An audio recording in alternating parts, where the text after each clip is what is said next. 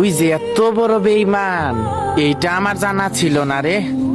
তুই যে এত অভিনয় জানস, তোর কাছে সিনেমার অভিনেতারাও হার মানবে, এটা আমি কখনোই বুঝতে পারি নাই। তুই আমারে যে মধুর মধুর কথা কইতি, এগুলা বিশ্বাস করে আজকে আমার জীবনটা আমি নিজে অধপতনে ঠেলা দিলাম। তবে সুখে আছস তো? সুখে থাক। একটা সময় তুই বলতি আমারে ছাড়া তুই একদিন বাঁচবি না, আমারে ছাড়া তুই খাইতে পারবি না, আমারে ছাড়া তুই থাকতে পারবি না, আমারে ছাড়া তুই ঘুমাইতে পারবি না। এখন তুই কিন্তু ঠিকই খাইতেছস, ঠিকই ঘুমাইতেছস, ঠিকই ভালো আছস, তবে আমার ঘুম কায়রা নিয়ে, আমার ভালো থাকাটা কায়রা নিয়ে।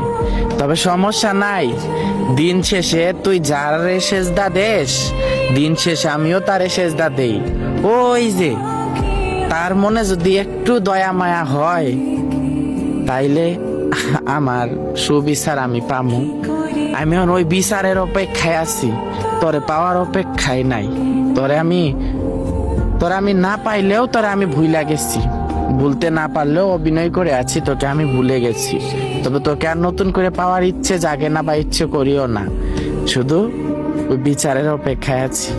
দেখি